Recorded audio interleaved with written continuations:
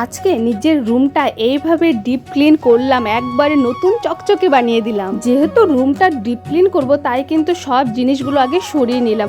আর ঘরটা না আমি আগের দিনই ঝেড়ে রেখেছিলাম, কারণ আমাদের ওই বৃহস্পতিবার, মঙ্গলবার, শনিবার এগুলো তো ঘর ঝাড়া যায় না, তারপরে জন্মবার থাকে যার জন্য ঘরটা ঝাড়া যায় না। সপ্তাহের ওই একটা দিনই কিন্তু ঘর ঝাড়া যায়, যার জন্য আগের দিন ঝেড়ে রেখেছিলাম। আজকে মোছামুছিটা কমপ্লিট করব। আর ওয়াল মোছা শুরু করলাম কিন্তু এই খতরনাক ওয়ালটা দিয়ে। কেন খতরনাক বলছি জানো? এই ওয়ালটা মোছার পরেও না কি সুন্দর সাদা সাদা হয়ে যাবে, মানে তোমার খাটনিটাই বেকার। দেখতে পাচ্ছ যে উপর দিকে সাদা সাদা এরকমই হয়ে যায়। তো আজকের প্রসেসটা আমি একদম অন্যভাবে করেছি।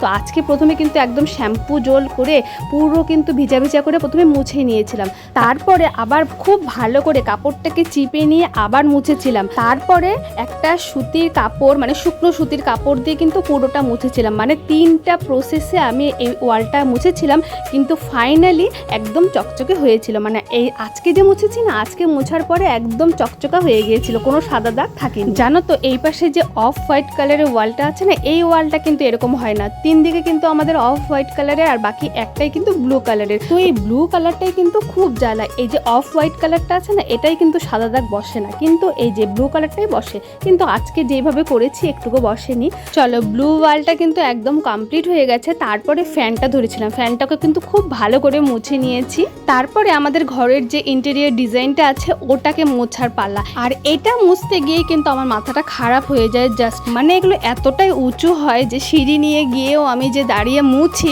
তাও আমার না ভয় লাগতে থাকে যে এই না পড়ে যাই, এই না পড়ে যাই। আচ্ছা, তোমরা কি একটা জিনিস নোটিস করছো যে আমরা যে ঘর সাজানোর জন্য যেগুলো নিয়েছিলাম সেগুলো কিন্তু লাগানো হয়ে গেছে।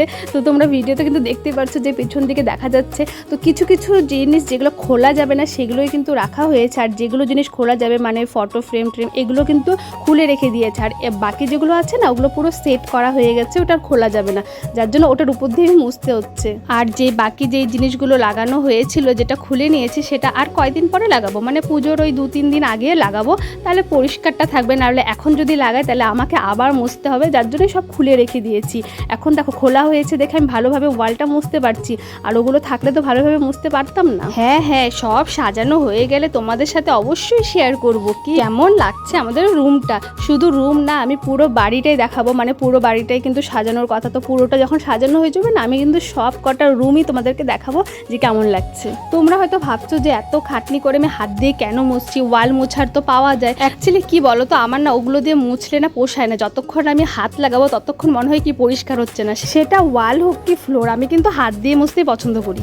যাই হোক, এতগুলো ওয়াল মুছে কিন্তু আমি পুরো হাঁপিয়ে গিয়েছি। আমার হাতটা কিন্তু প্রচণ্ড ব্যথা করছিল। দেখি তো ওই টাইমে আবার ননদ এসেছে, আমার এই ইন্টেরিয়র এই ডিজাইনটা বাকি ছিল মোছা, তো বলছে দেয় আমি এইটুকু করে দিচ্ছি। অ্যাকচুয়ালি দেখবে ফ্লোর থেকে কিন্তু এই ওয়ালগুলো মুছতে খাটনিটা বেশি হয়, যার জন্য কিন্তু আমি পুরো হাঁপিয়ে গেছিলাম। আমার হাতটা না প্রচণ্ড ব্যথা হয়ে গিয়েছিল, আর পারছিলাম না। ননদ ওইটুকু করে দেওয়ায় আমার খুব হেল্প হয়েছিল। যাই হোক, চলো সব মোছামুছি তো কমপ্লিট। এখন হলো বেডশিটটা আগে চেঞ্জ করে নিলাম, কারণ এটার অবস্থা খুব খারাপ হয়ে গেছে।